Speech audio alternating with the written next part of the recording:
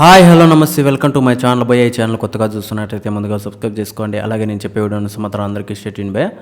అయితే ఈరోజు మన టాపిక్ వచ్చేసి మన అనగనగా సినిమా గురించి భయ. అయితే ఇది ఈటీవీ విన్లో అయితే వస్తుంది, అది మన అందరికీ తెలిసిన విషయమే. నిజంగా ఈ సినిమా చూసిన తర్వాత చాలామంది చెప్పారు భయ, నేను నమ్మలేదు. కాకపోతే నేనైతే ఫీల్ అయ్యాను.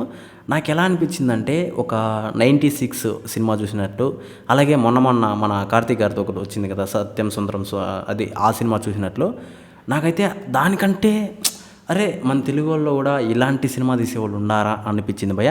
అది లిటరలీ సూపర్ అనిపించింది భయ. నేను ఆ ఎమోషన్కి అయితే అసలు చిన్నప్పుడు నాకు కూడా ఇలా డాడీ ఉండింటే బాగుండేమో అన్న టైపులో అనిపించింది. అంటే మన డాడీ వేసి కొమ్మడమే మన అందరికీ తెలిసిందే. కాకపోతే ఆయన క్యారెక్టర్ అయితే నాకు వేరే లెవెల్ అనిపిస్తుంది భయ.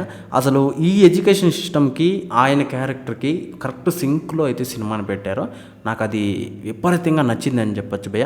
లిటరలీ అసలు నేనేదో నార్మల్గా చాలామంది నాకు మెసేజ్ చేశారు, ఈ సినిమా ఎలా ఉందో చెప్పండి అంటే. చాలామంది దీని గురించి గొప్పలు చెప్తున్నారు అది దీన్ని చెప్పేసి. నేను నిజంగా గొప్పలు చెప్పడం కాదు, అంతకంటే ఎక్కువ చెప్తున్నాను. ఈ సినిమా చూసిన తర్వాత నాకు లిటరలీ ఆ రేంజ్లో అనిపించిన సినిమా అయితే భయ.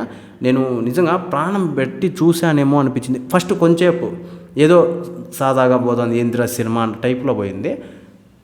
ఒక్క 20 మినిట్స్ 30 మినిట్స్ తర్వాత అసలు సినిమాని మీరు మర్చిపోరు భయ్య. అంటే ఏ రకంగా అంటే మధ్యలో ఆపరు. అసలు ఎక్కడ కూడా మీరు మధ్యలో సినిమాని ఆపే ప్రసక్తే ఉండదు. అసలు ఆ ఎమోషన్లో వెళ్ళిపోతుందని చెప్పొచ్చు సినిమా.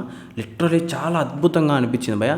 నాకైతే వాళ్ళ ముగ్గురు యాక్టింగ్ అయితే, అంటే వాళ్ళ కొడుకు యాక్టింగ్ అయితే ఇంకా అవసరం అని చెప్పొచ్చు. వేరే లెవెల్ ఉంటుంది భయ్య సినిమా అయితే. దీనికి ఏదో భారీ బడ్జెట్గా, అసలు భారీ బ్యాక్గ్రౌండ్ మ్యూజిక్ ఇదంతా ఏం లేదు భయ్య. చాలా సింపుల్గా, చాలా చిన్న స్టోరీ, అంటే నార్మల్గా మన ఇంట్లో జరిగే స్టోరీలే భయ్య. చాలామంది ఇంట్లో జరిగే స్టోరీని అయితే ఆ స్టోరీని చాలా అద్భుతంగా చూపించారని చెప్పచ్చు.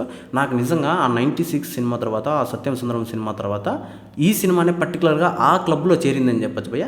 అంటే మంచి ఫ్యామిలీ స్టోరీ అని చెప్పచ్చు. ఇలాంటి స్టోరీని థియేటర్ వరకు తీసుకురాలేదే అని ఒక చిన్న బాధ అనిపించింది నాకైతే.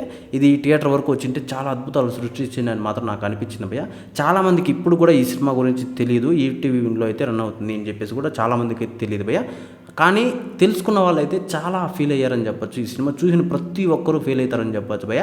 అయితే ఒకవేళ ఈ సినిమా ముందుగానే చూసినట్లయితే కింద కామెంట్లో తెలియజేయండి భయ్య ఎలా ఉంది అని చెప్పేసి.